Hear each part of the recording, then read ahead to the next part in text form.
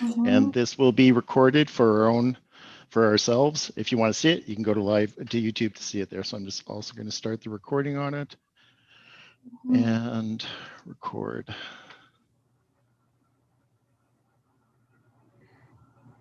Okay.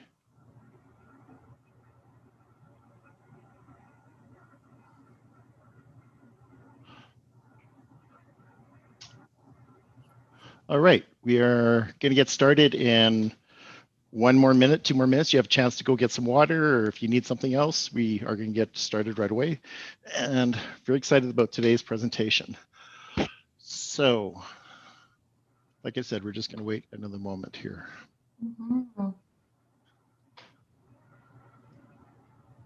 Hey, I really like to think about the silence of God does not mean the absence of God.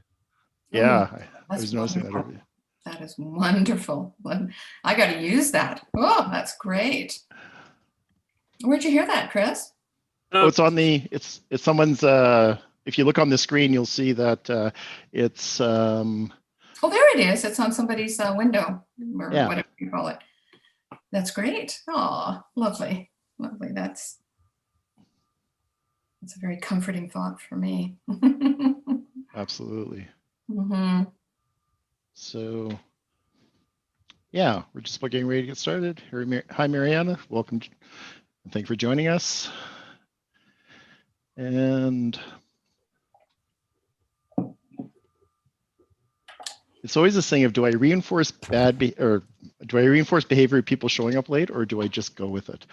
I've decided just to embrace it and to accept it. So that's the beauty of recordings, right? That's very true. Something we want to get again. It seems like there's so much accepted as far as meetings, showing up late, looking at your phone, all kinds of things that we wouldn't think of doing 20 years ago. Well, isn't that true? Yeah. Very different world. Mm-hmm. Sure. Okay, I think we're gonna get started. Just want to make sure that's not what I want to see. Stop sharing. That's the wrong screen altogether. Let me try that again. What? Yeah, thanks, Chris. Okay, let's just figure out what's going on here. Where's my PowerPoint deck? There it is. That's there. Stop share. Start sharing.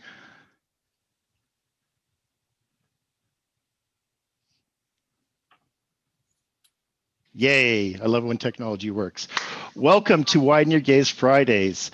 I'm Luc Bouchard, your host for Widen Your Gaze Fridays. I appreciate everyone that has joined us today. If there's some new visitors today, just let me explain the idea of what Widen Your Gaze is about. It's really about having subject matters come on and look at the bigger picture and help us draw out and actually see more than we generally see.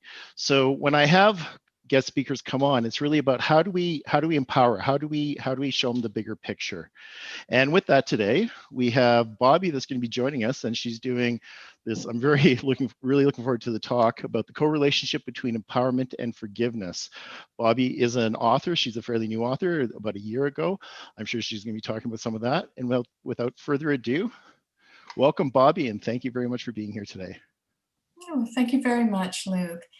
And welcome, everyone. And I hope that you come away with something to think about during this session and even use once we're finished. I'll just say up front, my son, my 28-year-old son, had his wisdom teeth out today.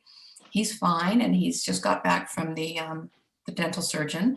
He's going to rest, but I told him, of course, I'm a nurse, and he's going to call his nurse mother if he was frightened or worried, to use the landline and phone me if he was worried. But I just checked in with him. He seems just fine, and hopefully he's just going to go and rest right now. So I like to apologize ahead of time in case we get an interruption.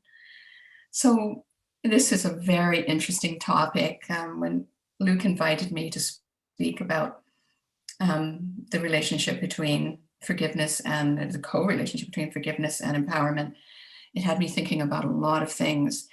In my work as a bioenergetic healer, on one side of a paradigm, what we call the third paradigm, which embraces an energy model of the human body and the human experience, that's an exciting thing to talk about. On my nursing side, that is less about that third paradigm. We call it the second paradigm, which is, as many of you may know, is mechanistic, and is expanding into a third paradigm of energy with traditional Chinese medicine, and new actually confirmation of qi meridians with conventional scanning.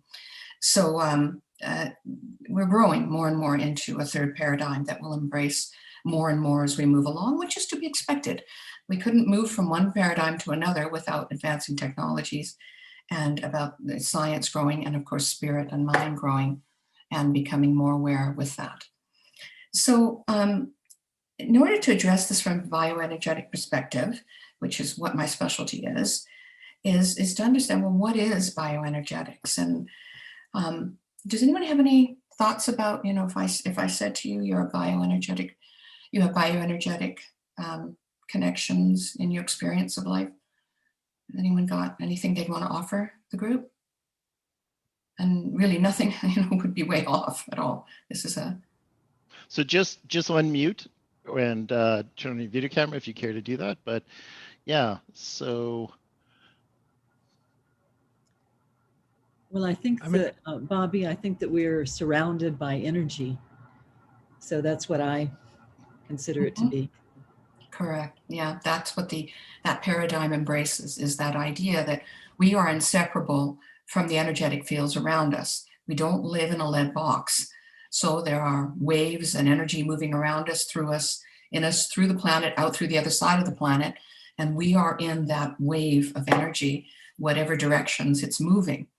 And, quantum mechanics, from 1915 onward, has talked about non-locality, has talked about, which is like if one particle does one thing, another particle somewhere else does the opposite, or similar and opposite now. And that we used to think there was a wave and a particle, and now we know they're together and they're a wave, and it's called a wavicle. So at each level, and of course I am not a theoretical physicist. I'm just reading this as anyone else would be at a pedantic level. And so it's just moving along, and our knowledge is growing and growing. So of course the irony is that the ancients knew these things long ago and just worded it differently.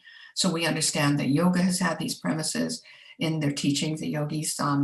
We've seen it, energy models. When I took therapeutic touch training in order to feel and see energy fields, I was surprised to learn the Incans had in fact identified these nadis in these centers that we call chakras. We often hear chakra, but if you were in India, they'd say chakra.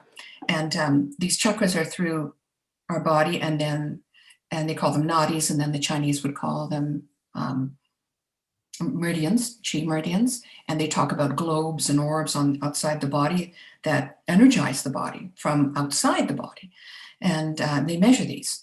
So I got involved in bioenergetic healing using a device called NES, and what it was fascinating, it was developed by a British traditional Chinese medicine physician, scientist. He wasn't a medical physician, but he was a traditional Chinese medicine practitioner and a professor at a university in Australia. And he mapped the frequency that came from every tissue of the body, from which he got homeopathic samples in fluid, so like sclera, skin, bone, nerve tissue, everything. And there was a wave emitting from all of this tissue. And then he made a device that could read that tissue with absence of, or strength, like in other words, the machine would throw a wave at the human body, and the human body should radiate and lock and link. Well, where it didn't link, this particular device showed what he would call distortion. Well, that's what the traditional Chinese medicine physicians were feeling when they were working palpably, feeling nadis, and also I imagine very likely just feeling over the body because of the orbs they discussed. And then of course, other healers, like when I was learning therapeutic touch, I would learn to feel the energy field over the human body. So it's interesting that from many perspectives, bioenergetic healing is getting more and more attention in terms of confirming that we are more than this tissue and form of matter at the solid level, that there's something more. And while nobody has the final word, or probably doesn't want to have it, it's a very fascinating and interesting paradigm to embrace. So under that paradigm, there would be healers that you might have heard about in terms of Reiki, in terms of other body workers, energy workers, call it, people that are working with stones, people that are working with dance, sacred dance. And they're all moving within these realms from the tissue level out to the bioenergetic level. And often these levels are described in layers out to the etheric. So, physical, mental, psychic, out to etheric. So embracing all of that, I went ahead to use this technique. And before that, actually, I was using my hands and my intuition and just interfacing with people with their consent. They'd come to me to say, I want some body work, Bobby. And okay, let's go for it. And we would ground and we'd work together and we'd discuss what I was feeling over the body. At no time would I ever say anything like, I feel cancer in your body, or there's something wrong with your liver, or there's something in your brain. That's not how it works. It's because this is what we call subtle energy and subtle body energy. So I got the device and I was using that. But while I was working with all of these people, all of that was wonderful. And people loved thinking about being more than just their tissue field. And but they would still have this block that would come up. And it would often be that something pained them, that they were suffering at some level. And inevitably, in 90% of my clients, it would be some area of forgiveness that they had not attended to, because they would remember somehow in expanding their body mind, just another term, they would access and remember suffering and pain. They would, in other words, take down a shield of some kind, some sort of barrier, and they would weep, and they would weep with some sort of longing for reconciliation or love or healing in a matter that had happened to them at some form in some part in their lives. And this came up again and again and again. And then it prompted me to start talking about forgiveness. And I think that, of course, just came through me like it can come through any of you, through opening my mind to my higher self, myself, that is meaning myself beyond my body, not higher or better than anybody else, just beyond my body. So I was talking more and more about forgiveness with my clients, and then they'd ask me to write a book, and because they couldn't remember all the things I was saying, and I did. But we'll get to that later. I want to move on about what I saw they were experiencing and why this topic is so relevant. Of course, in our times, we are now more than ever dealing with loss of power, loss of control, vulnerability. All of these things are all interplays in our sense of empowerment. So I made myself notes because I thought there were some key things I wanted to say. So you'll see me occasionally glance at my prompts, and I'm going to just do it. So the first thing I want to do is I want to invite you to experience your bioenergetic field. And some of you may sense it, some of you may not. So all you're going to do is just rub your hands a little bit. There is an electromagnetic field that's around the body that is now measurable. It is clearly there. It's just there. There's no doubt about it. But feeling it is kind of exciting. So it doesn't hurt at all. It just is a sensation. So now that your hands are just sort of, you're feeling them and you're warm, you haven't created heat. That's not what you're going to be feeling. You're not going to be feeling heat. You're just going to be aware of your hands. That's why we rubbed our hands together, to bring your body-mind awareness to your hands. Now, I just want you to just sort of use your whole hand, not just your fingertips. And I want you to just start with just little movements in and out. And breathe, let your belly drop. And that's just because I'm wanting you out of your mind thinking. I'm not trying to put you in any trance. You don't need a trance to feel this. You can see this, be totally awake. This is no trick. It's not about that. You are consciously feeling your energy field. Now start to expand a little bit out, coming back to the center, and pull out a little bit. And notice if you feel anything like just a little tug. And just breathe, just a little tug, almost like there's something sticky between your hands, like something elastic. Just come out a little bit further. And sometimes people actually feel it on further distance as they come back in. And it's just a slow awareness, just noticing what's between your hands. Now, some people can see it. If your lighting is correct and it's not too bright, if you just use soft eyes, and look around your hands, you'll see a little glow coming from your hands and around your hands. And in some cases, you can actually see the glow like strands between your hands. Now, don't worry if you don't see it today. You'll see it another day because it's there. It's coming from your body. It's light. We are beings of light. In fact, just recently, bioluminescence studies have proven that at conception, the human egg and ova create a spark of light. Now, that's, I think, fascinating to know that we're made of light. So that's the field I'm talking about when I talk about the bioenergetic field around the body, the bioelectric field. It's energy, it's electricity. That's through us and in us. So with practice and time, just relax, you're watching TV, sit and try that and see if you can get a sense of that. Now, did anyone get a sense of anything between their hands? A little bit, none, some, yeah. Okay, good, yeah. So yeah, it can turn up there for some of us, yeah, and we can feel it there. So that's great. I'm glad you can get a sense of what I'm talking about when I'm talking about that field. Because in terms of forgiveness, we're going to look at today about, well, how energized and how much access do I have to that field to do and operate this human form as I go through my life and to achieve the things I want to achieve. So I'm going to just go on with just a few definitions as we go. I'm going to just define power as simply an ability. So it's an ability to act or influence. It's a capability, ability. Okay, it's a force that we use, that we act or influence. And then empowerment, I'm going to define it for the purposes of this talk. And actually, I'd like to hear from you what you think empowerment is. That would be, so we've said power is an ability to act or influence. What would you think empowerment is? And just unmute and just throw out some ideas. We're all learning from each other. Nobody's better than anyone else. We're just people on a journey. So anybody got any thoughts when they've experienced empowerment? It's allowing other people to express their opinions. Right, absolutely. Because at some level, you have connected with others, sensed what your field is, and honored theirs. So yes, that's being empowered. Anyone else? You can think of it in terms of achievement. You can think of it in terms of... I think it's the ability to own your own power. Yes, Mary, absolutely. Yeah, and further to that, it's that it comes from within outward. So it's an internal thing as opposed to an external thing.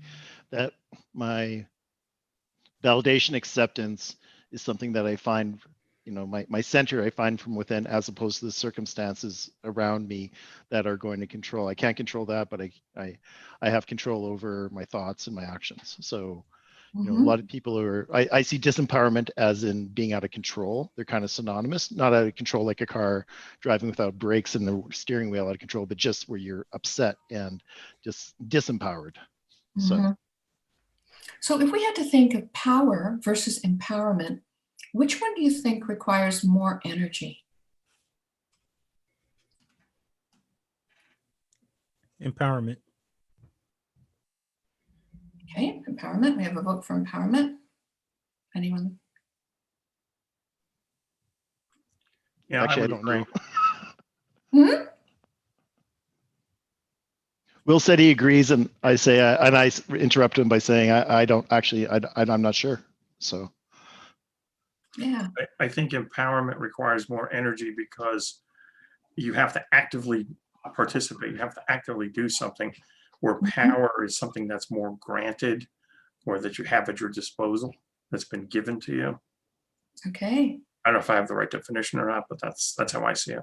Well, that's wonderful, Chris. That's wonderful. I'll tell you why, because we are all moving from a place of energy. So what becomes very important is what is the source of that energy for us. So our energy can be sourced within an ego consciousness, or it can be sourced within a being consciousness. In this particular model we're talking about today. One of them will nourish us, and one of them will drain us. So it may fatten, and now remember, this is not right or wrong. This may be that one form of it initiates empowerment, and then it converts to the other, and back and forth. So in a bioenergetic model, there is no right or wrong. There is no bad or good. Everything is a process to truth and to empowerment, and to be whatever lines us up with a higher power of understanding, which then becomes our source of power, our source of love, our source of light, our source of truth. It is something indescribable, but we will know it when we access it. So on a physical level, when we experience, or when we go into like our power voice, when we're having to make that stand, which is not a bad thing. We have to do that sometimes. How do we feel after?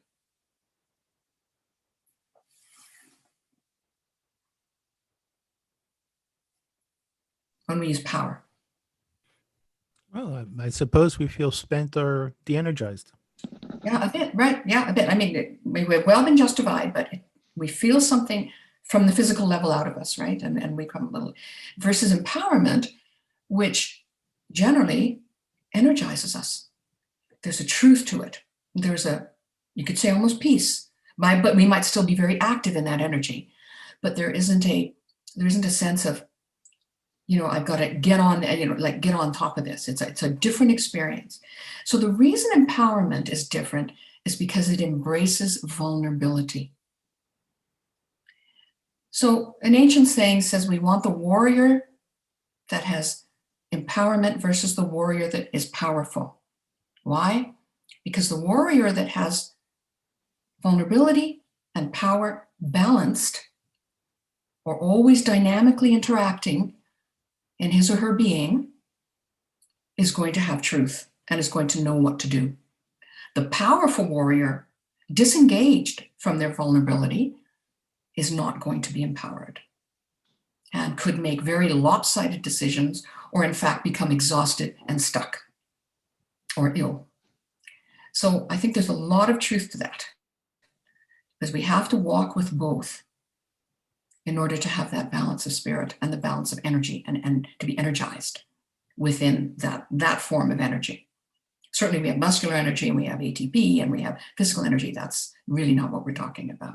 We're talking about that part that affects the whole body mind, and therefore your impetus to create and embrace all possibilities before you. So to be empowered is to embrace vulnerability, and that vulnerability is why forgiveness is important. So if the warrior goes on, I feel nothing, saying I feel nothing, everybody else can go to hell, nothing's bothering me. In that regard, in a power sense, completely disowned from whatever pain and sorrow and suffering they've experienced, it creates this imbalance. But the wise warrior has known pain and has released it to some level, and has interfaced with it, has seen death, has seen suffering, and knows, well, this is a risk to me. No, I'll do that over there, but no, maybe, okay. No, I know I'm going to do this because I see what that is. I see the depth behind something. So they're not blinded by power. So when we consider forgiveness, which is, and I'm going to give you a new paradigm definition of it. Forgiveness is releasing what you believe has caused you pain, is causing you pain, or will cause you pain / suffering. It is accepting that you cannot change or undo what has happened or what you fear will happen. Forgiveness is being vulnerable. You're admitting that you cannot control things. Now, vulnerability has a bad rap. We think vulnerability is weakness. But in fact, vulnerability opens us up to power, to create empowerment.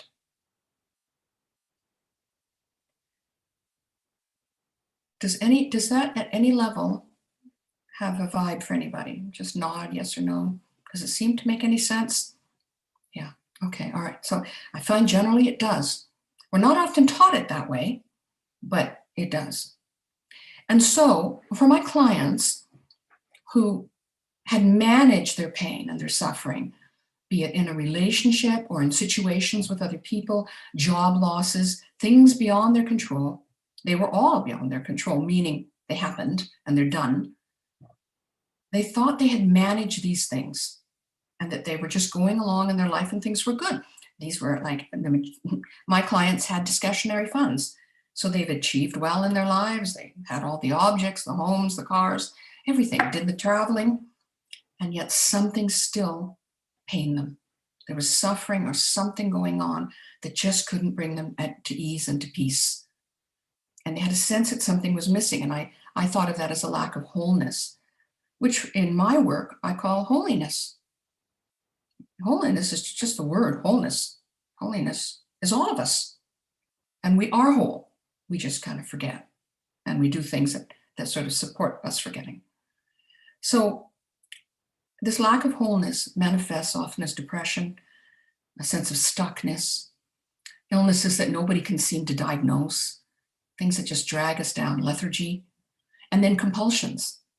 We keep seeking, we keep seeking. So for me, I could compulsively eat. I could eat when I'm not hungry, when I'm having anxiety or fear.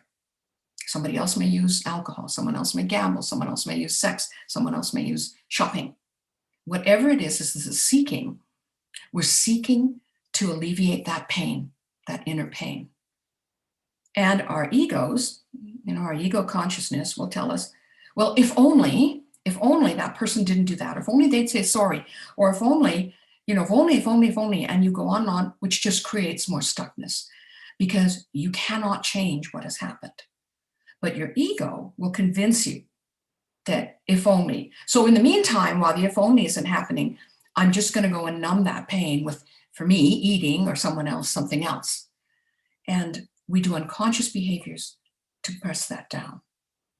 So when we're doing compulsive behaviors, when we're staying stuck and angry and weak and not even, many of us, not even knowing that it's Susie brought up, she here today, she brought up a beautiful question on Monday when we had our Q&A. She asked, how many people are aware that unresolved forgiveness in their life may be holding them back?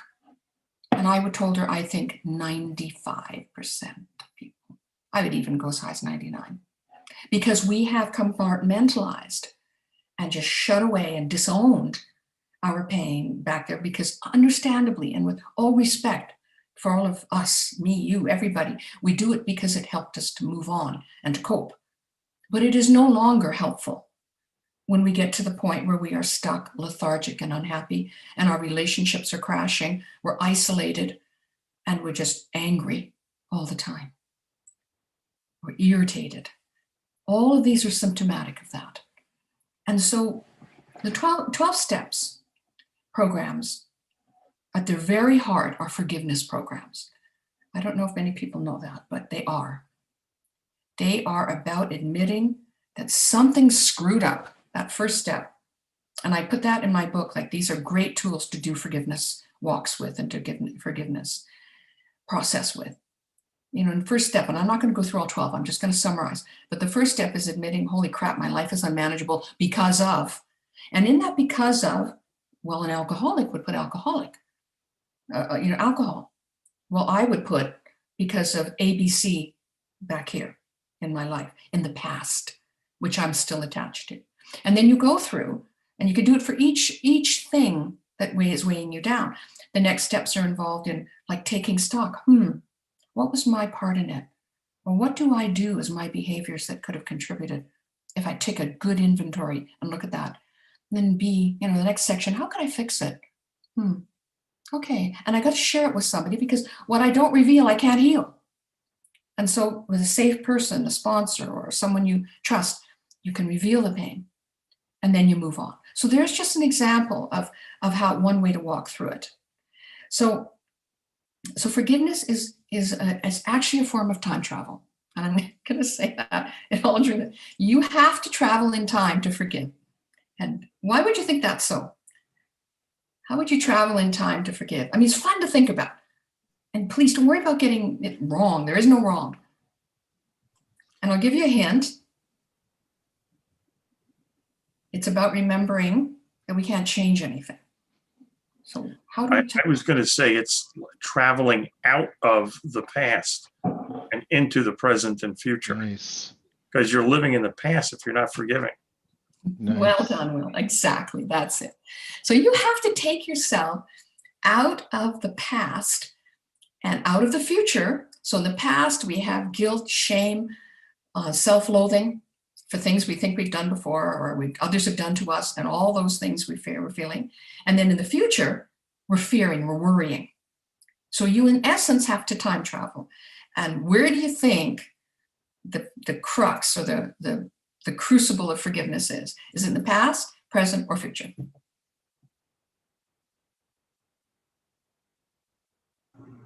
The past. For releasing, yes, absolutely. But where does your power come from? The present. Ah, precisely. So enter Eckhart Tolle, enter, Alan Watts, enter the yogis.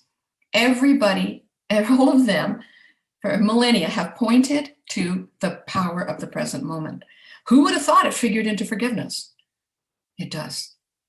Because in choosing to forgive, you are teleporting yourself immediately into the present moment, where you can access all of the power and energy that you need. And that translates to being clear of mind, knowing what you need, knowing how to walk forward, thus your empowerment, because you have acknowledged your vulnerability and chosen to release it from the past. You've acknowledged your worries and anxieties about the future. And God knows we live in that right now, and chosen to release it by forgiving it, releasing it, and saying, I'm only here alive now. There's nothing real in the past. It's gone. It's gone. You can't touch it. You can't pull it back. Yes, your ego will hold a memory of it, but it is not there experientially. The future is not here experientially. So all we have is this moment, that right now, your skin, your breath, your touch, your hearing, me, look at what you're looking at. And then more. You're actually connected to more that this third paradigm describes bioenergetically. So whatever it is we can do to release, which is what forgiveness is going to be very helpful for our empowerment. Now, do you think that forgiveness has anything to do with the other person or party or situation in the present moment? Who's the agent? Not really. I think it's all contained within. That's correct, Sana. Yeah, that's correct. So if forgiveness ultimately is an experience of just ourselves with our higher power. That's what it is. And our higher power could be nature, it could be our dog, it could be a safe group, it could be whatever you call your higher power. And that whatever within you expresses in that higher power. So it ultimately is about you. So in my book, I thought it was very important. I believe my book was channeled, by the way. I don't even like to use the word my book, in the book. It was channeled. And just a little bit in the beginning and at the end is what I wrote. And if you ever get it one day or read it, doesn't matter. I'm giving you everything today. And on the website for the book, you'll find all you need. You don't need to buy the book. So, okay, so I describe how to forgive safely, because that comes up. People just feel so vulnerable when they think about forgiving, which is good, because that actually moves you towards empowerment. So embrace your vulnerability and your fear and think, well, what'll happen? How can I forgive and still be safe? Well, you can. So I'm going to read to you how to forgive safely. Forgiving never makes the harm done to us or others acceptable, explainable, or excusable unless we choose to deem it so. 2, Boundaries are always okay. And in this book, I talk to you about finding your divine self and your connection to a higher power. So that's what I mean by the divine. Recalling the divine in us does not mean that we must place ourselves or others at risk of harm in order to forgive. 3, we need never have a direct encounter with perpetrators of harm. 4, forgiveness is not time sensitive. We forgive when it is right for us and us alone. 5, when we forgive, we do not require any acknowledgement or cooperation from those who have harmed us. 6, forgiving may be done silently within us, with or without recognition of the support of a higher power of our understanding. 7, forgiving may be done as a choice to forgive and then as an act of forgiving. And lastly, 8, forgiveness is the way that you release yourself from the pain and suffering.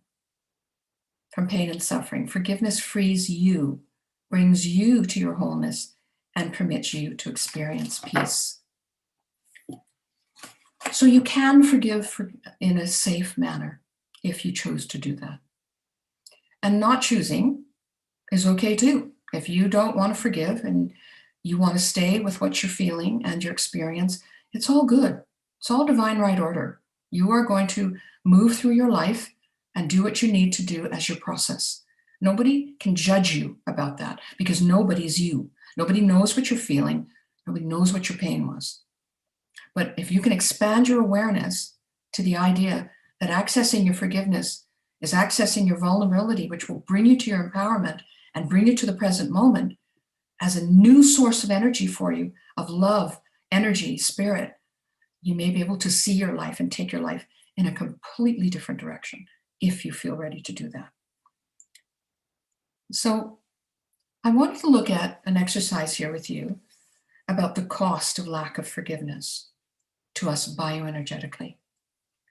So the first thing I want you to think of, on a scale of 0 to 100, I'm going to talk to you about roles and lifestyles. I'm going to just say a word. And then I want you to, in your mind or on a piece of paper, you can do it. You can put across the bottom, just a line, and then across, on your other axis, your vertical axis, you can do it. And that's where I'm going 0 to 100. Okay. So the first thing I want you to think about is your role in your, let's just say, work. How much of your energy do you put into your role at work, if you are working, or that you're putting right now into creating work or getting a job? How much is that from 0 to 100? Okay, so put that in your mind or draw a little line up, okay? The next one I ask you is, how much energy are you using as a parent if you are a parent? 0 to 100. Bobby, can I just ask a clarification? Are you asking people to take a percentage of, so how much time I spend looking for work out of 100, maybe set 60%, and then how much time for my kids? So it's out of the same 100%. It's not individuals on that. It's individuals that. So what is in terms of my energy that I devote of myself, my energy, right? My energy. How much of that goes to work? How much that goes to your kids? How much? Yeah, how much of my energy goes to these things? So yeah, okay, that's, I wasn't certain if I was, no, I'm that's all so good. glad you asked. I'm so glad you asked. Others may have had that confusion. Yeah. So yes, so in my role at work, how much of my energy do I put into that? Or do I feel I have to? Okay. And then next as a parent, or then next as perhaps, a child, like with your family, just in general, like the child of parents and your family role in general. Then next is a member of the community. That may be volunteering, that may be, other roles you have. How much energy you're putting in that. Okay, and then the next one, which will be the last one, is the amount of energy you put into self-care. Now that can be anything from your playing, how you have recreation, how you play, what you do spiritually, if you do anything spiritually, anything like that. You want to just note that. What do I do? And how much energy do I give to that? Okay, so with loving eyes and forgiveness, no judgment, Just be in the present moment. You're looking at that. You're saying, well, there's my energy. That's where it's going. I want you to now think about, and I want you to just put initials or a scribble or just account for these areas as a check, as an affirmation. I'm just going to ask you to check yes or no in your mind, or just do a symbol on your paper along that axis, along the bottom, or in your mind. Okay. So, do you have an area of unforgiveness? I'll just use that term with a family member today. Just a yes or no tick. It's private. It's a private experience, private assessment. Okay. You don't have to tell me anything about it. I'm not going to ask you. We all have to feel emotionally safe here. Okay. So with a family member, yes or no. Okay. Now about, do I have an area of unforgiveness with someone at work? Yes or no? Do I have an area of unforgiveness with my partner, if I have one?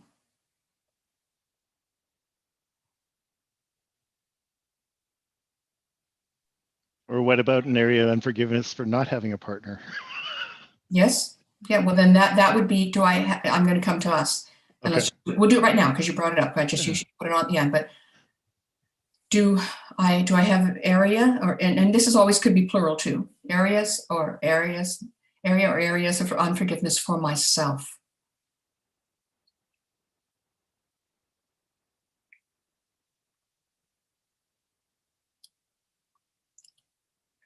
Do I have unforgiveness for situations that I see in the world?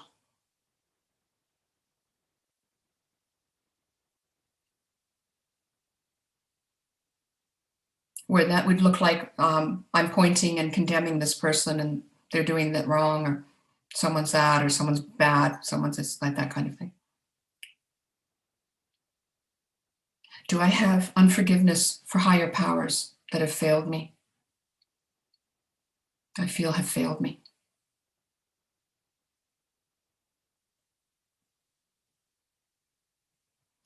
Do I have unforgiveness for people that no longer are living?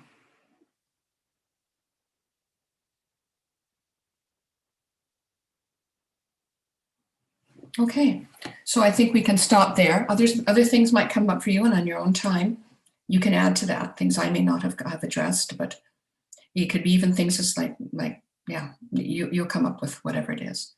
So I want you to consider where your energy use is right now in your mundane life, day to day. Mundane is not a pejorative. It just means in your non-spiritual life, your day to day, how much energy you're using. And then I want you to think about each of those areas forgiveness as rocks. Beautiful rocks, though. Rocks that can become diamonds, okay? But right now, they're just rocks. And they are the sediment at the base of that energy cup, or that energy box you just made, or that energy awareness. They are neither bad nor good. They are opportunities. Every area of forgiveness in your life is an opportunity to become whole and to access the present moment and to access all of spirit or any higher power and of love that you need. They are precious, and thus they could become diamonds or stars that shine the way for you. When we can open our minds to the vulnerability that our pain gives us, and that it is potentially gold or energy or fuel for our empowerment, we can move to more wholeness and become empowered in our lives and in what we create, our businesses, how we relate to people. You might wonder if your undone forgiveness work is palpable by other people. What would you think? Do you think other people know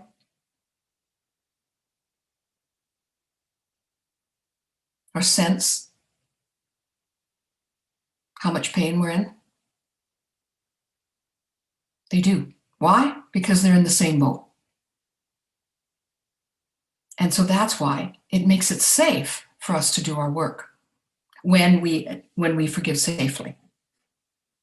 Because everybody is carrying this. There is no hierarchy. I work and struggle with forgiveness every day of my life, and every day of my life brings a moment to forgive. I was telling friends the other day, I was behind somebody doing 40 kilometers on a turn. And I said, really? That is a moment for forgiveness. Every little irritation you feel is a moment to try forgiveness. And notice what happens. One of the most important things I'm almost 100% guarantee you is you will suddenly notice your breathing. And you are not alive unless you're breathing. So when we're holding back and we're shelled and we're closed in because we're anticipating fear or but no, the thought comes in your head, something you screwed up. Oh, I forgive myself. I can do better. It's okay. I forgive myself. You will breathe and you will feel alive. And that's the beauty of forgiveness. It is a powerful asset to our lives, but we have been so afraid of it because sometimes we're raised in systems of thought that are wholly punitive without the alchemy of, yes, when you take this forgiveness, you can soar. You can become the phoenix. When you do this work, you can radiate light. You can become empowered. We may not have got that message. And it's time. It's time to consider that might be true. I'm not here to convince you. I'm not here to tell you to believe any religion. I'm not here to take away your belief systems. I'm here for you to think about forgiveness in a whole new way.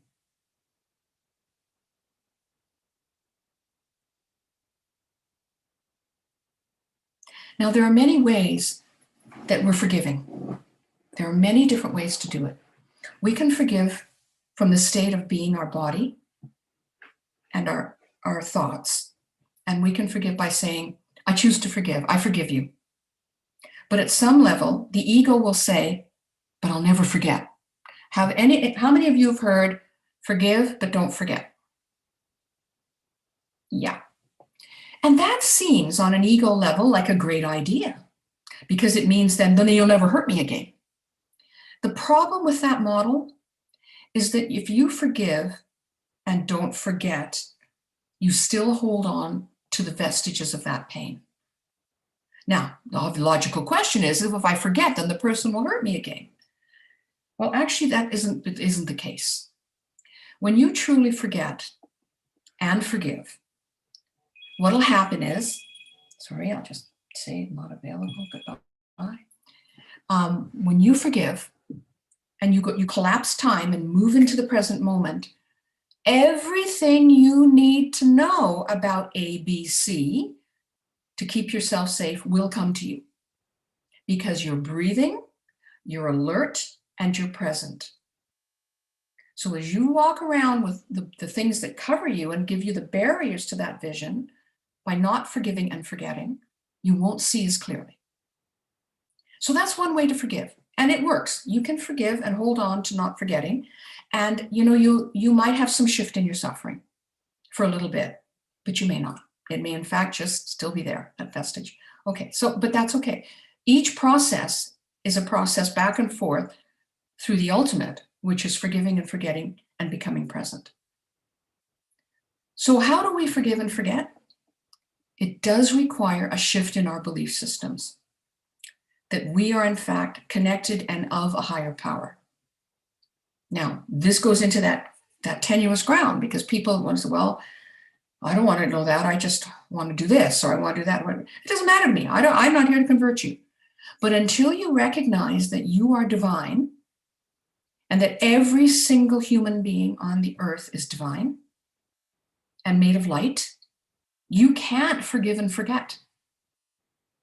Because once you know that you know that they are, despite what they look like and despite what they're doing in their body form, in their human form, which doesn't make that correct, by the way, or acceptable. But if you can see behind them to the divine in them, you can release. Now, that still means you can forgive safely. It doesn't mean, oh, I see the divine, like I said in the safety guidelines. Oh, because you're divine, I'm just going to walk up and let you hurt me again. No, no, no. By seeing the divine in them, you mirror and see the divine in you, and then you become whole. And when you become whole, you are empowered and energized. Doesn't matter what they're doing. No, no, no, no. Just see the light in them. And they've just forgotten, like you. You forgot. You forgot you're divine. It's okay. None of us are bad or wrong for doing that. But when you see the divinity in every person, it'll take you to the present moment and to an ease with forgiveness. And yes, you may in fact have to not answer that phone. You may not have a relationship with them. That is just fine, because that is their human being for their human form as an ego. It's okay. You can have a distance from them. That's perfectly fine. But knowing that we are all one, all connected, and all in light together will make you feel and help you feel, not make you, help you feel the experience of wholeness and love and peace. And that can bless your life, for you, for your family, for your work, because you're experiencing wholeness. Your communications will be truthful. It'll be astounding. But it, again, is all our individual process. And it may be for some of us now or not. There is no judgment to it. There's no hierarchy. I am not better because this book exists. I wrote it and I decided to become a student of A Course in Miracles because I didn't really understand it fully. And it's still unfolding. And I may go to my grave not understanding forgiveness fully. But the thing I have more of right now is peace and wholeness. Because my energy, all that energy we just measured in ourselves, I have the same thing too.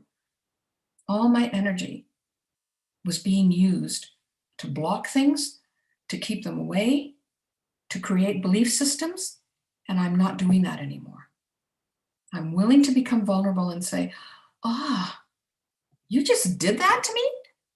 Oh, but you're divine. I can breathe and just release it and give it to something bigger than me. And then I can have power and wholeness. So this is just one way that you can add empowerment to your life. By freeing your energy, freeing your body, mind, to experience what you were given and as wholeness. Because you are whole. You've just forgotten. You are divine. You've just forgotten. It's okay. It's nothing bad. And I would suggest to you that our whole life experience, our journey through our lives, is to remember that. And I wouldn't be the first to say it. And you all have access to everything I am thinking, saying, and writing because we're all one. It's in you. I am no expert. This is just in you. You just have to awaken it. And you will awaken it by just saying, I want to know it. That's all. None of us are better than the other.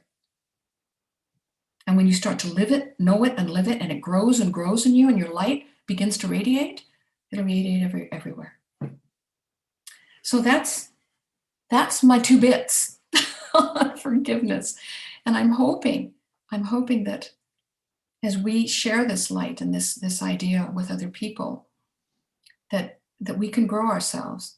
And yes, you can use this, and there's nothing wrong with being empowered through spirit to be successful in business, because you will have more authentic communication. And isn't that wonderful? You will be able to see and understand your client's needs from truth rather than from some sort of ego maneuvering or thinking from a different way. The potentials will open up, and that is so counterintuitive for the ego. The ego sees that there isn't enough out there, there's not enough opportunities for me, and that everybody else has everything, but I don't. That scarcity mentality is about the past and the future. Fear and anxiety in the future, and the past of guilt and shame. So come to the present, and you will see the world is abundant. Thank you. Thank you, Bobby. We do have a few questions in the chat, and Okay. Mary wants to know if you're familiar with Ho'oponopono forgiveness.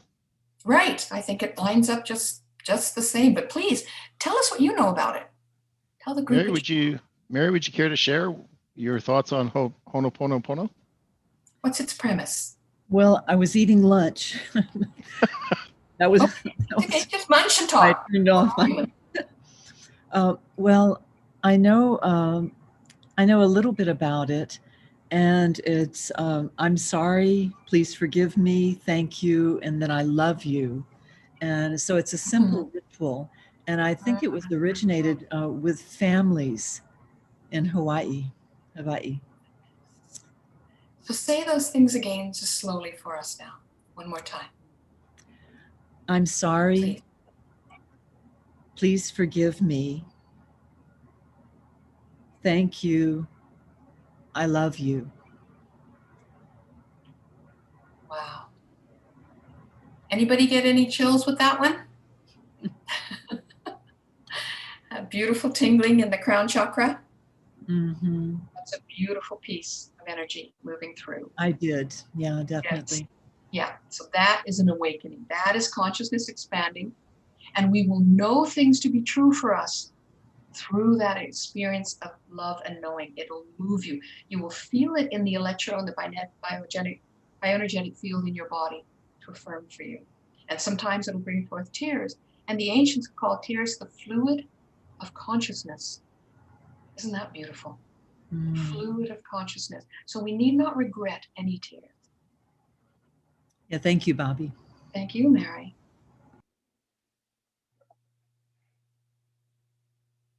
And we have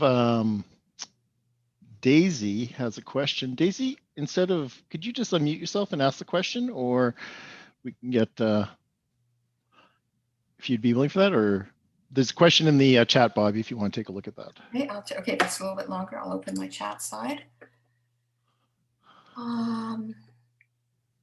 She's curious to know repeat what you said at the beginning of the webinar regarding the correlation among empowerment, vulnerability, connecting with truth. Sure, that's a wonderful thing to review. So empowerment is the balance of your vulnerability with your power. Without it, you're lopsided. With just power, you're operating in ego, and ego only operates in two places, the past and the future. It's never in the present moment. In the present moment, ego dissolves. So potential is only in the present moment. So you connect to truth, you connect to the power of your higher power, to love, to all the energy you need in the present moment. So vulnerability and owning and feeling what hurts you is like getting on a train forward to the present moment. And you land at the stop.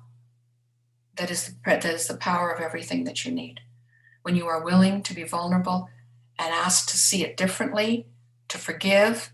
A Course in Miracles says, show me to see it differently. A Course in Miracles talks through a more Christian perspective, but many faiths talk about this the same way.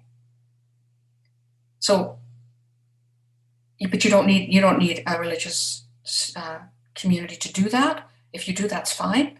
You can find it on your own. You can just get in touch with, where do I hurt? How do I hurt?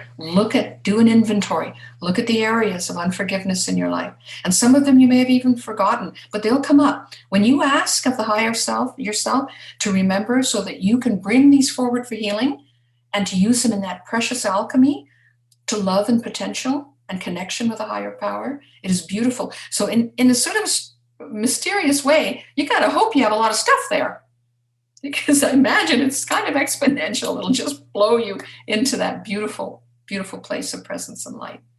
So, and we can't live as humans with an ego and not have pain. It is part of life. So everybody has something. And the truth is, one thing will get you there as easily as many. So, but I doubt we all have one. But who knows? Maybe somebody does. Not for me to judge. just saying. Thank you for that question, Daisy. So, Bobby, you talked about use the word ego quite a bit on that, and I find that there's many words out there that have multiple meanings to them. So would you just ground us in what you mean by ego when you talk about the ego? Yeah. So for the purposes of this and what I wrote about in the book, when I had to try and describe it to my clients, I coined two terms: that you are a being, right? That you are a spiritual being having an earthly experience. Now, many of us have heard this already. That's something we either believe or don't believe. Much garbage, or it might be true. So here I am in this form, but I'm still connected to the source of what made me. But I'm living in a form. And ego consciousness, the way I'm speaking of it, is what has created the world I see, and most of all has created time. So the ego needs time because it dwells in the past and it dwells in the future. It does in the present. The ego would be operative, just neutral. It would be like, a calendar, that you get up, that you brush your teeth, wash your hair, that kind of thing, like Eckhart Tolle describes. It has a mundane function, but it has another function to create the illusions we believe in.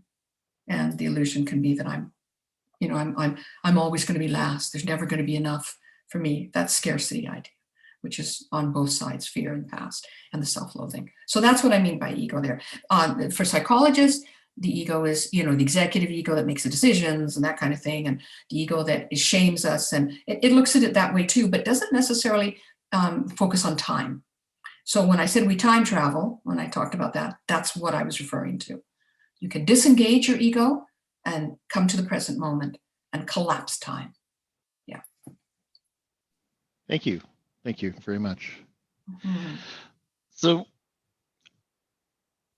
how much does forgiveness and the recognition of feelings come into play, like the true recognition of why you're upset? Because I find as a life coach and working with people throughout my whole life that people are generally confused how they feel, what they're really upset about. And it's only through that emoting process sometimes that people have to, because language is a symbol, right? All languages is it's a symbol that we choose. So, is it this symbol or is it this symbol? Like what is it on that? So do you find that you have to work people through that so that they can get it, or does that matter in regards to the forgiveness work? And that's I'm just saying, I'm really pissed off at this, or I'm really upset they did this, or is it this or this? Is it I felt belittled or I felt condescended to? Like, what's the difference? I don't know. So any thoughts on that? Yeah, I think it's a mysterious process. I think something like getting a hug from a stranger can move us into that present moment in which we are overwhelmed by feeling love. Tears can flow. Something mysterious just goes on, and we begin to open that door a little bit. And we come away from it, and then the first thing we do with the ego is we apologize. Oh, I'm so sorry, or we might watch a movie, we might see something, and then we're pulled in and we move and we're crying. Those are all opportunities to move into what's going on. Okay, show me. What is this for? What am I feeling this for? So if we can get a sense of inquiry about what moves us emotionally, and the catalyst could be anything, it could be something frightening, it could be something loving, it could be whatever, then we have a doorway to look and see, what was that? What did that remind me of? Like what? And then we can see what is in the past that we're connected to there. So I for example, for me, when often when I'm nursing, I've had to hold back when I'm caring for people. And I worked in a lot of death and dying. I'd want to start crying when I'd be working with some of my patients. I'd just be moved so emotionally. What I came to know was that it was my fear of abandonment, my fear of not being loved, my fear of that this person may be leaving their form right now. And in my book, in my mind and in the book, we can't die. We're energetic beings. We just transform. And as this person was changing form, my ego was hanging on to, oh my God, they're leaving. And then it touches my childhood about fears of abandonment or experiences of abandonment.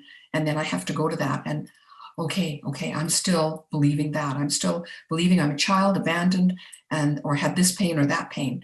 And that's how it works. That's how it works for me. So I would think, yeah, highly emotional moments from any source can take us to that place where we can become aware of, okay, where's that from? And then, okay, and take a breath. Just, yes, I can release this and come into the present moment. I can choose to forgive. And right away, all of that time will start to collapse. Everything will start, and you'll see your breathing slowing down, or start with the breath. You can have the idea and then just breathe into it, which is in the book, it says inspire is in spirit, inspiring spirit, inspiration. So breathe and let spirit come into you and just be with it. Just be with it. Stop and be with it. So yeah, that's a great question, Luke. Thanks, Bobby.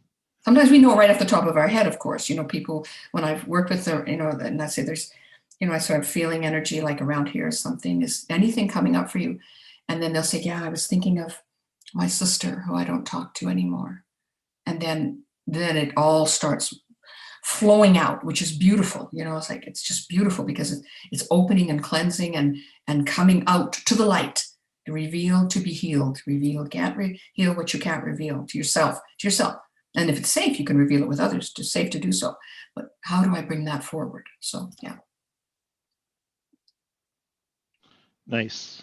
So what are the questions do Oh, the sorry, audience I had members one more have? thing, Luke, just a Oh, moment. yeah, go. People often too, when you're in a sudden moment of trauma, so I'm thinking physical, emotional, or emotional trauma, these things can well up as well. So be aware of that they can come up. If we get bumped by somebody else, or in a smaller kind of car accident, and we're shaken and we're in that moment, that can be another place which we start having things coming up. So many things can trigger us. Watching an emotional thing, seeing somebody else hurt anybody else can bring these things up. So look for those opportunities to bring that to your awareness if it feels safe to do so. If you're not ready to do that, and you won't even know that, your ego might just slam it back down and you can't get to it. It might be that it's for another time. So be patient and gentle with yourself. This is not about eviscerating yourself. I got to get into all my stuff and I got to bring it up. No. That's not how spirit works. It works with the ease and the willingness of you, because in spirit, there is no time. There is no time. So you needn't worry about that. In ego, it'll say, yeah, you got to do this, you got to do that, because time. No. But spirit, no. So thank you. Sorry, I interrupted you, Luke. No, it's all good. I do have a follow-up question that I realized, and it is, what would be indicators that people might be experiencing that tell them that basically they need to do some of that personal growth? Because so many people go through life just like unaware, ignorance is bliss, self-medicating, whatever that looks like, high risk behaviors, all the stuff you mentioned. What would be some indicators that this work needs to be done, forgiveness work needs to be done, would you say? Well, I think I've heard you use the term imposter syndrome. Could you tell us about that? Well, the imposter syndrome is the belief that you're a fraud, you're a sham. It's just a matter of time before someone's going to bust you. The language that people have identified to me with their imposter syndrome is that, if they really knew, they wouldn't have hired me. I had one client who has his PhD, or a former client who has his PhD, and he believes the day that he got his PhD, the selection committee felt sorry for him. And so he's been carrying that and this guy's got like a really big brain, right? So it's this fear that you're just going to get, you'll eventually be found out, and then there'll be this consequence. Bingo. So that's it right there. The idea of being caught out or revealed, or if they only know who I really am, that, as much as we can call it a syndrome, whatever, is a wonderful indicator that there are areas of shame and guilt for ourselves that are in our past that we have not reconciled, meaning released. Just release it. Don't even worry about figuring it out. Just move forward to releasing it. Just ask of your higher power, the power of your understanding, higher power of your understanding, help me to release this. And in the 12-step program, you would be writing them down. You'd be doing a personal inventory. If only people knew, and then do A, B, C, D, 1, 2, 3, 4, write them out. Because when the last thing your ego wants you to do is be aware of them and to see them, because then you actually deal with them. So and you won't be controlled by them. Yeah, you won't be controlled by them. So you'll be able to shift them to whatever is safe for you to shift them to. So that imposter syndrome, I think, is now, and it may not even be that we're aware that we have it, but we can know it by physical symptoms. So chronic anxiety, low grade hum of anxiety all the time. This little, Never absent. It's never that absent. That little breath that just, that kind of, and I guess it's called general anxiety disorder in terms of the DSM, etc. And it is medicated, and nothing wrong with that. People need assistance, they do. But searching, being open and just saying, show me, or doing that inventory, what is it? And it could very well be the most important person to forgive is ourselves. If we think we can forgive others without doing forgiveness to ourselves, it will always be incomplete, because we have not believed in what it is and what its freeing ability. If it doesn't free us, it won't free anyone else. So you have to know forgiveness for yourself first. How do I forgive myself for? And trust me, stuff will float up. Oh my God, I'm going along on my walks and I'm enjoying nature and whatever. And out of the blue, ego consciousness just floats up something stupid, like from way back, and now I'm in the position to go, okay, let's look at that. And all I do is look at it for 2 seconds, and I just say, for me, I use the term God. You can use whatever term you use. I just say, thank you, God, I'm forgiven. It's the past. It's not even real, which is the same as being forgiven. It's not even there anymore. It's not. I am only alive in this present moment. So you don't, that's all that's true. All that's true is that what is real is right now in this present moment. The future's not here and the past is gone. So I am forgiven by the very nature of the timelessness of this moment. And of course, egos will pop up and say, oh, isn't that handy? You did that, so everybody can go around hurting everybody else. Well, yes, that may very well be the case, that people can hurt each other, but that's in time, and that's in ego, and it's done. It's done. What's real is this moment. So you can imagine if I had to come up to someone that has hurt me, and I mean someone that it took me a while to forgive, and now what would it be like? I see them. The first thing that'll happen is that my ego will engage, and it'll say, it's them. It's the person you like. Remember what they did? And they do this. But then, because I have grown a sense of present moment, and I know that if I take a breath, that'll snap me right into the present moment. If I take a belly breath, just let my belly drop and just take a breath, I will begin to start seeing things very differently. And I will see that person, and I will know that what I need to do. And it might be that I need to make myself safe. It might be that I need to step back or not be, around that person. But it won't be from hate. It'll be because I know I need to care for myself. So it might be, and I'll just bless them and move on. That they are divine under all that, and the behavior that they did and everything else, that the higher power sees them no differently than they see me. And then I just give it away and I just do what I need for myself. All that will come to me if I breathe and if I come into the present moment. And if I breathe, I will be in the present moment. And I don't mean breathing up here. I mean just stopping and taking a moment. Yeah. Yeah, and what I really like about that and have come to realize for myself is that ability just to stop and go, is this true? Is this real? Mm-hmm. Is there a chance? Is there a snowball chance in hell I might be wrong? I don't have to admit it, but is there a chance that maybe I have a perception on this that might not be correct? And for me, that interrupts it. That is the great disruptor by stopping able to do it, because I build so much momentum in perseverating and focusing and scripting and monologuing as to what my response is going to be. And they said this, and I should have said that. And then that whole process, I'm there and then. I'm not here and now. Yeah.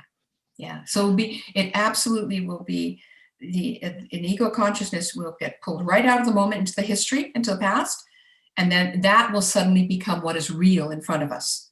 Oh, they did that, right? And even, even trying to dissect it, to think, okay,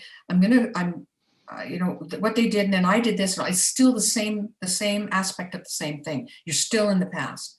Whereas if you just breathe and look at it, this neutrality and your higher self, your connection to all that is, just comes into the moment, and you will see it differently, and you will know what you need to do to be safe, to be whole, to have peace. It will come to you. Undoubtedly, it will be there. So, and that's definitely been my experience. So thank you very much, Bobby. I want to do some housekeeping stuff here, and then we're going to come back and once I do some announcements and things here, and then we'll come back to any questions that we have. And what a pleasure. So thank you very much for that. And I'm going to be doing something today I haven't done before on Widen Your Gaze. And you're welcome. And what I'm going to be doing is I'm going to be showing a video that is going to be released fully tomorrow, but you get a sampler of it today. So I'm just going to share that now. And I hope no one has a problem with skeletons. So let me just get this set up here. And it is a minute long exactly. Life Lessons from Phil, the Skeleton. Hi, my name is Sarah. This is a story from my good friend Phil, the Skeleton. He asked me to share this with you today because he believes that there are good messages sent to the world, but not many people speak Phil, so he asked me to translate. He says that you will have good days and you will have bad days. As you climb the ladder of life, you will make friends and you'll lose friends.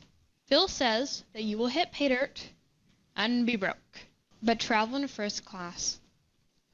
Sometimes you will feel like life is grilling you, and that you're in the dumps. So listen to what I'm going to tell you. It will keep you from losing your head. Phil's advice: be afraid.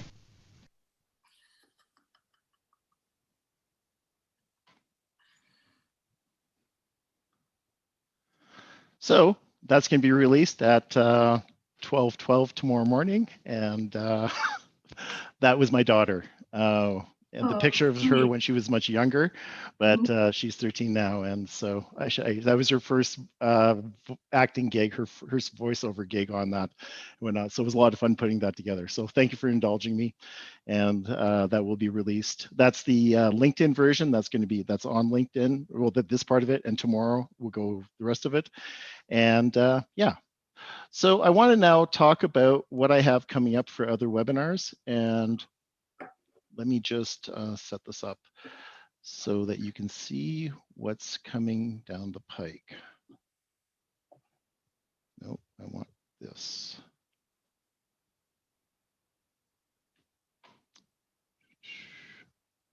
Give me 1 second as I find the right button. Do you put a list of them on your website, Luke? I don't put them on the website. They're all listed on my LinkedIn profile. Oh, okay. Not LinkedIn, in my Meetup. So that's where people go to see them because that's the most recent one on that. So Thank you. Yeah.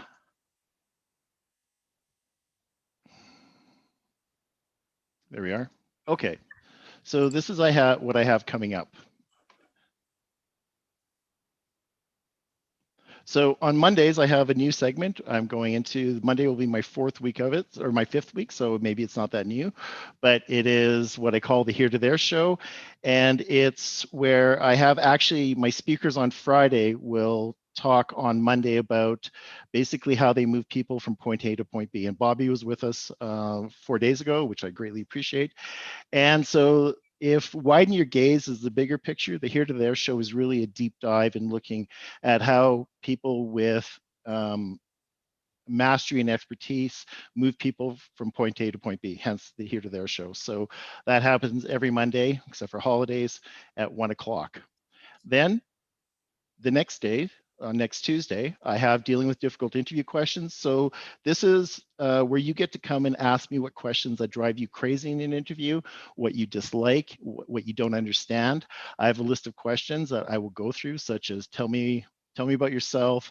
What are your strengths and weaknesses? Where do you see yourself in 5 years? What are your salary expectations? I address that and so much more. So if you have any questions that you're not certain about when it comes to interviews, please come and try and stump me. I would like that to happen.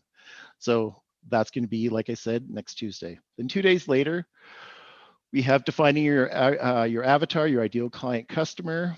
And this is really about knowing specifically what, and whether it's business to business or business to consumer, B2B, B2C, it's how do you define who they are and how do you be able to start selling to them? So this is it's a process of really getting clear on who is going to be paying for your services on that. And then I have Widen Your Gaze the next day. And then next week, exactly in a week, I have Colin Christopher coming in, and he's going to be doing a talk on outperforming the competition, 7 steps to increase your sales by 200%. And Colin is a sales trainer. He's actually local talent. He's written multiple books, and he has been on every major network in the United States and in Canada, and he's been guest speakers before. He's also a hypnotherapist, and he has a stage performance. Not that he's doing the last 6 months, but he does that. So if you can check that out, and you're in sales, you want to find out more, come see Colin. He's spoken before, and he's a repeat guest speaker. So, and then we have Monday, the Here to There show again, and then the November 10th. And 12th, we have the 2-part series, how to develop your elevator pitch. The first one is the value proposition. And if you don't know what you bring to the table and can't express it in a succinct way about what you do that's different or unique, it's going to be hard to have a good elevator pitch. So I always start with, in developing your elevator pitches, what do you bring to the table and why should people hire you? And it's also a good dovetail from the avatar work, because if you don't know who you're selling to, then that's a problem. And then 2 days later, I have my next talk, part 2, which is creating full meaningful connections on how to develop a compelling elevator pitch. And really, it's about how not to come across slimy or desperate, and how to engage with people in a way that they're going to want to lean in and hear more from you. The Widen Your Gaze guest speaker I don't have their information yet, so that will happen after this. But then there's the Here to There show. And then I do a webinar on ageism, which is on the 17th. And in this, it's the main focus is that you have to give people a reason to see past your age, past the ageism. If you haven't given a reason to see past your age and all they're seeing you for your age, then that's a problem. So I talk about strategies on how to do that. I talk about what you can do to make sure that you don't walk into ageism or minimize the likelihood of it, because we can never really control that. But that is on the 17th. And then I have a webinar on becoming a subject matter expert, how to position yourself as an expert and industry leader to potential employers, and that's on the 19th. And then I have a segment called video interviews, getting out of your own way. And this is really the do's and don'ts of getting ready for an interview. I don't talk about what to say in the interview. I talk about how not to basically compromise yourself or shoot yourself in the foot. And that is going to be, in almost a month, give or take a few days, and that's coming up. So that's what we have on the horizon. If you haven't seen any of those or haven't seen them in their interest, please go to Meetup and sign up for them.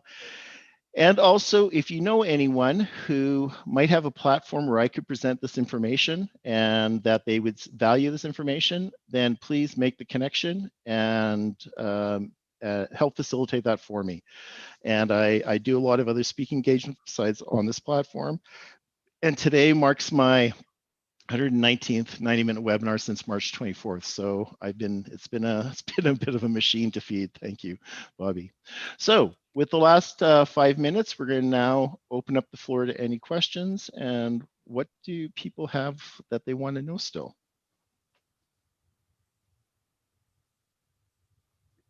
Yes, Chris. Just me unmute and start talking. Okay, so hope the sound is okay. You're good, Chris. by the way, the relationship between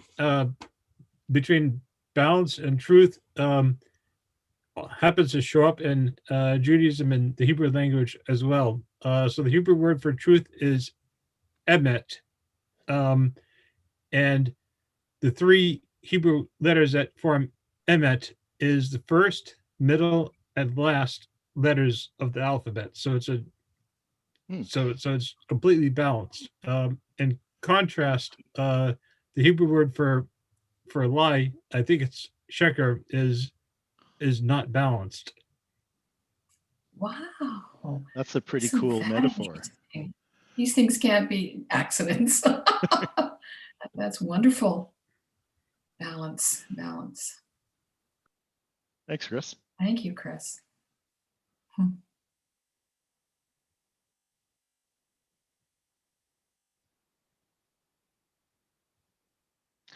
going to make another comment, and it's this idea of forgiveness.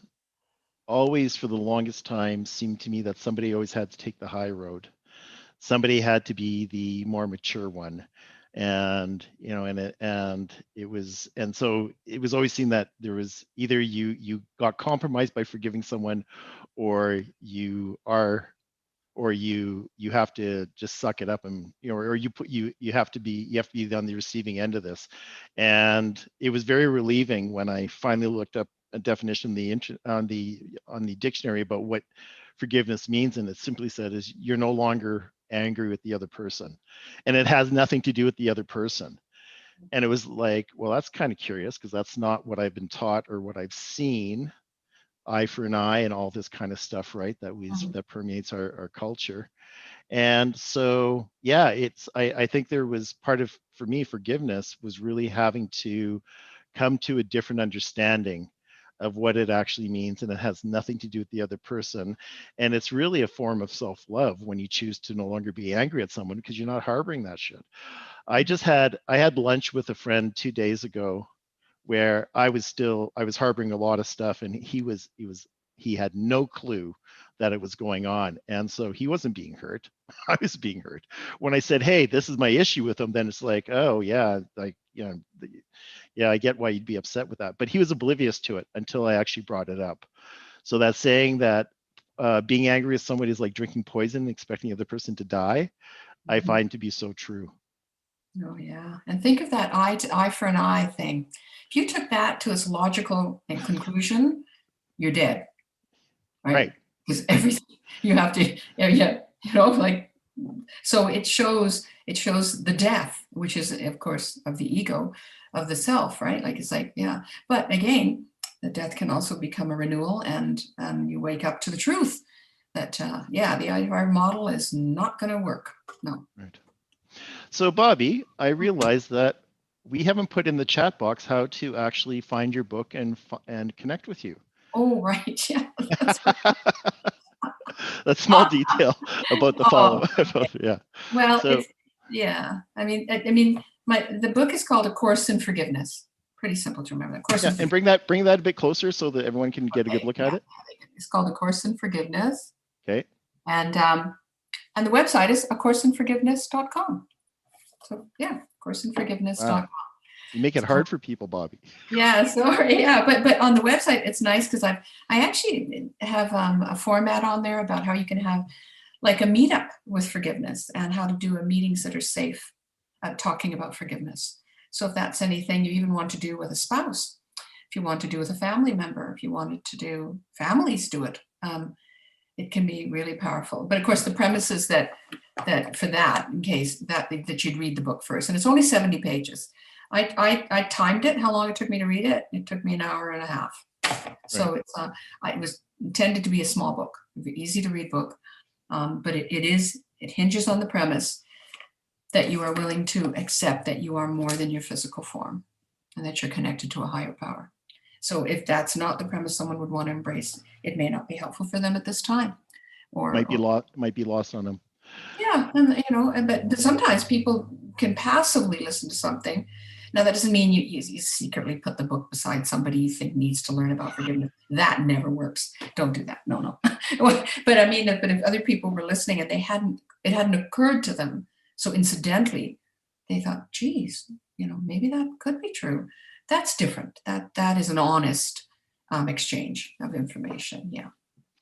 Rihanna has a question. I think it's very good. Is it possible to cut people out of your life, have done forgiveness, and still not speak to the people that you have cut out? Absolutely. Yeah. That's a boundary. That's a healthy boundary. When you, because and the key to check if something is okay is, do you have peace? And if you have peace, it's okay. It's okay. And so it may look like you might not have a language about forgiveness. You may not be able to say, you may not have a higher power of your understanding. You may not be able to speak it. But if for now what works as a boundary and you have wholeness and peace, stay with it. That's okay. But if you have the boundary and you're still ruminating inside about it, or you're spending a lot of energy trying to avoid the person, and it's that is exhausting you, then something isn't lining up. So when you have peace and then you think about the other person, and you don't need to phone them, you don't need to answer the phone, you don't need to see them, you don't need to go to family gatherings where the person is, but you just know that it's right for you. There's just a peace over you. And people will say, oh, boy, aren't you being rude? Oh, this is a family thing. Why don't you turn up? All those egos will start talking to you. Totally ignore them if you can. And just stay in your peace and just say, this is right for me, and just stay with it. And you'll know it because you'll have peace. That's the difference. So, and the interesting thing is, if you do succumb and people manipulate you and back into being into a place that is harmful for you or puts you at risk, it will help to polarize you back to your peace. You'll say, okay, I got the lesson. That wasn't safe for me. This is where I need to be. So just take that breath when people are talking to you or trying to coerce you into something unsafe. And then you'll know what comes into you for your truth, what you need. And the thing I'd like to add with that is we shit all over ourselves all the time, right? I should do this, I should do that. Yes. And just to be aware of when we are shitting on ourselves, because it really is shitting on yourselves just in another way. But it's this projection that you're doing it for some other reason on that. Exactly. And be aware of when people are trying to coerce you into something unsafe or make you do what you don't want to do. Just be aware that that's their stuff, right? And so if we can see that and not be that person ourselves, where we're telling people you should do this, no. People do what they do. It's an important thing to remember. Everybody does what they do for a reason. So when we take a breath, we might begin, because we're human, we're them, we're all one, we're all one beautiful light. We might go, oh, maybe something's hurting them. And okay. And then you can just forgive that and just, okay, yeah. All right, I get it. Okay, sure. Okay, you don't want to go. That's okay. And and that heals you too, because healing is never one-sided. It's two. So yeah, so that's so important to feel safe. So great question, Brianna. Absolutely. Yeah, we need to be safe, and it's okay. And Spirit endorses that. Like if you're a higher power, hopefully we have higher powers that are not condemning, killing, murderous. Our higher power is loving for us. That higher power wouldn't want you to be in harm. So that can be an acid check for, like, what's my higher power for me? You might want to reevaluate it if it's a condemning, punishing higher power. And know too, what goes with that, however, is that higher power is not going to condemn the bad guy. That's not going to happen. It eliminates the idea of hell. So that can be most inconvenient when we're seeking a higher power, because we might want a higher power that condemns everybody else and burns everyone in hell, but is forgiving and loves me. So not going to happen. It's everybody is light, everybody is divine. They've just forgotten while they're in their human form. And so if we can see past that, that would be great. Fantastic. Well, thank you very much, Bobby. We're past our 90 minutes. And okay. So thank you, everybody, for participating and having faith in me, to listen to me this long and to listen to what I've shared to you. And just want you to know it's all love, man. It's just love. All you need is love. I think there's a song. Was there a song with anyway? Okay, so have a great weekend, everyone, and thanks so much. Yeah. And Bobby, if you can just hang on, so Will. get everyone to leave. And like I say, you don't have to leave your house, but you can't stay in this room. So Yeah. thank you very much and take care. Bye, Take care. everyone. Have a good weekend. Bye. Bye.